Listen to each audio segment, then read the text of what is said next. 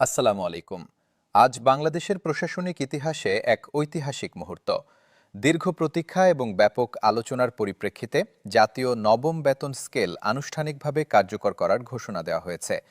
এই সিদ্ধান্ত দেশের প্রায় ৪০ লক্ষ সরকারি চাকরিজীবী এবং তাদের পরিবারের জীবনে নতুন দিগন্তের সূচনা করতে যাচ্ছে।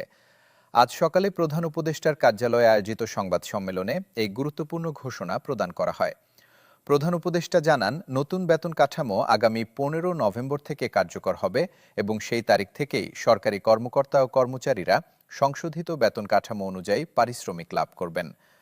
সংবাদ সম্মেলনে উপস্থিত ছিলেন প্রধান উপদেষ্টা, অর্থ উপদেষ্টা, জনপ্রশাসন মন্ত্রণালয়ের সচিব, অর্থ মন্ত্রণালয়ের ঊর্ধ্বতন কর্মকর্তাবৃন্দ এবং জাতীয় বেতন কমিশনের চেয়ারম্যান। এই সভায় চূড়ান্ত অনুমোদন প্রদান করা হয়, যা দেশের সরকারি প্রশাসনে ব্যাপক পরিবর্তনের সূচনা করবে। প্রধান উপদেষ্টা তার বক্তব্যে উল্লেখ করেন, জাতীয় নবম বেতন স্কেলের সম্পূর্ণ কাঠামো এবং সকল অনুপাত আনুষ্ঠানিকভাবে অনুমোদিত হয়েছে। দীর্ঘ সময়ের পর্যালোচনা, সংশোধন এবং বিশ্লেষণের মাধ্যমে এই কাঠামো চূড়ান্ত করা হয়েছে এবং সরকারি গেজেটে প্রকাশিত হয়েছে। আগামী ১৫ জানুয়ারি থেকে এই স্কেল পূর্ণমাত্রায় বাস্তবায়িত হবে।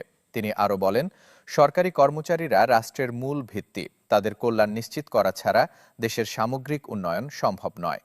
নতুন বেতন স্কেল প্রণয়নে সকল স্তরের কর্মচারীদের স্বার্থ রক্ষা, বৈষম্য হ্রাস এবং একটি ন্যায্য ও স্বচ্ছ কাঠামো প্রতিষ্ঠার বিষয়টি বিবেচনায় নেওয়া হয়েছে।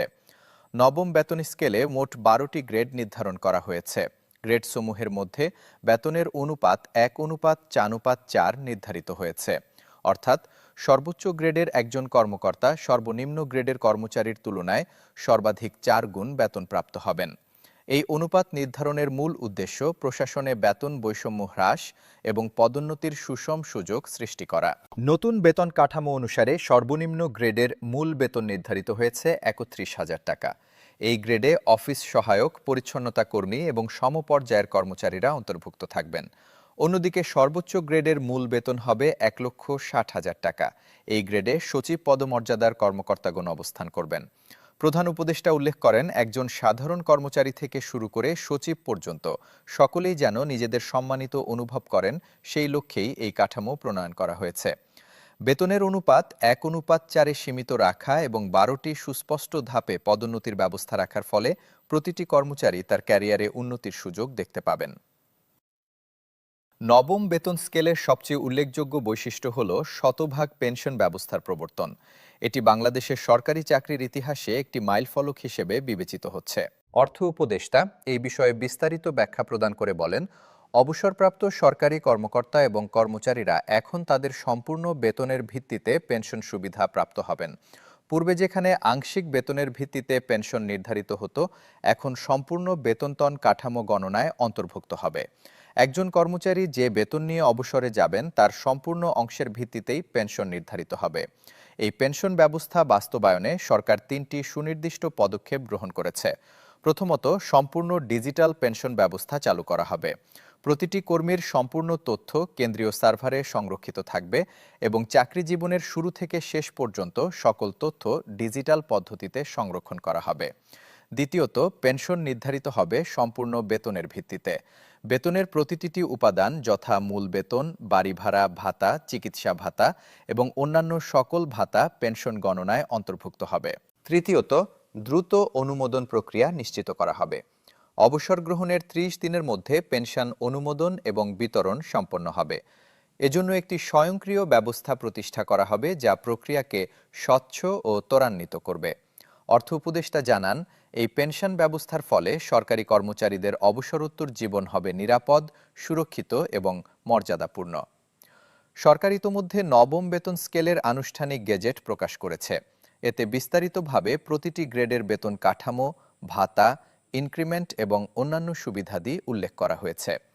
পরবর্তী পর্যায়ে নতুন কাঠামো অনুযায়ী সফটওয়্যার এবং বেতন ব্যবস্থা হালনাগাদ করা হবে। প্রতিটি মন্ত্রণালয়ের বেতন প্রক্রিয়াকরণ ব্যবস্থায় নতুন কাঠামো সংযোজন করা হবে। সর্বশেষ পর্যায়ে ১৫ জানুয়ারি থেকে সরকারি কর্মকর্তা এবং কর্মচারীরা নতুন কাঠামো অনুযায়ী বেতন প্রাপ্ত হবেন। সরকার জানিয়েছে, সম্পূর্ণ প্রক্রিয়া ডিজিটাল পদ্ধতিতে সম্পাদিত হবে। মাঠ পর্যায়ের প্রশাসন থেকে শুরু করে কেন্দ্রীয় মন্ত্রণালয় পর্যন্ত সকলেই অভিন্ন কাঠামোর আওতায় আসবে। এই ঘোষণার পর সারা দেশের সরকারি দপ্তরগুলোতে ইতিবাচক প্রতিক্রিয়া লক্ষ্য করা যাচ্ছে। দীর্ঘদিনের দাবি পূরণ হওয়ায় কর্মচারীরা স্বস্তি প্রকাশ করেছেন। ঢাকা সচিবালয়ের একজন ঊর্ধ্বতন কর্মকর্তা বলেন, দীর্ঘদিনের প্রতীক্ষার অবসান ঘটেছে। এই নতুন বেতন কাঠামো কেবল আর্থিক অবস্থার উন্নতিই নয়, বরং পেশাগত মর্যাদাও বৃদ্ধি করবে। একজন শিক্ষক মন্তব্য করেন, শিক্ষকদের জন্য এটি অত্যন্ত ইতিবাচক সংবাদ। সকলের জন্য সমান সুযোগ সৃষ্টি হয়েছে। অর্থনীতিবিদ এবং বিশেষজ্ঞরা এই সিদ্ধান্তকে স্বাগত জানিয়েছেন। তারা মনে করছেন, এই বেতন কাঠামো প্রশাসনের দক্ষতা এবং দায়বদ্ধতা বৃদ্ধিতে সহায়ক হবে। একজন অর্থনীতিবিদ বলেন, ন্যায্য বেতন কাঠামো প্রশাসনিক সংস্কারের মূল ভিত্তি। কর্মচারীরা যখন তাদের ন্যায্য পারিশ্রমিক পাবেন, তখন দায়িত্বশীলতা বৃদ্ধি পাবে, দুর্নীতি হ্রাস পাবে এবং সেবার মান উন্নত হবে। বিশেষজ্ঞরা আশা প্রকাশ করছেন যে এই কাঠামো সরকারি চাকরির প্রতি তরুণ প্রজন্মের আগ্রহ বৃদ্ধি করবে এবং মেধাবী শিক্ষার্থীরা সরকারি সেবায় আকৃষ্ট হবেন। আজকের এই ঘোষণার মাধ্যমে বাংলাদেশের সরকারি বেতন ব্যবস্থায় নতুন অধ্যায়ের সূচনা হলো। 12টি গ্রেডে 1:4 বেতন অনুপাত, 31,000 টাকা থেকে 1,60,000 টাকার বেতন পরিসীমা এবং সর্বোপরি শতভাগ পেনশন বাস্তবায়ন একটি যুগান্তকারী পদক্ষেপ হিসেবে বিবেচিত হচ্ছে। প্রধান উপদেষ্টা তার সমাপনী বক্তব্যে উল্লেখ করেন, এই বেতন স্কেল কেবল একটি প্রশাসনিক সিদ্ধান্ত নয়, এটি সরকারি কর্মচারীদের প্রতি মূল্যায়ন, তাদের শ্রমের স্বীকৃতি এবং ভবিষ্যৎ সুরক্ষায় সরকারের অঙ্গীকারের প্রতিফলন। এই স্কেল বাস্তবায়নের মাধ্যমে একটি শক্তিশালী, দক্ষ এবং সৎ প্রশাসন গঠনের পথে অগ্রসর হওয়া সম্ভব হবে।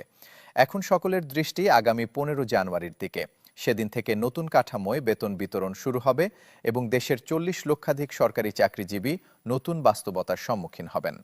সরকার আশাবাদী যে এই বেতন কাঠামো কেবল কর্মচারীদের জীবনমান উন্নয়নই নয়, বরং সামগ্রিক প্রশাসনিক সক্ষমতা এবং সেবার মান বৃদ্ধিতেও অবদান রাখবে। কর্মচারীরা পাবেন ন্যায্য পারিশ্রমিক এবং জনগণ পাবেন উন্নত সেবা। আপনাদের সাথে থাকার জন্য ধন্যবাদ।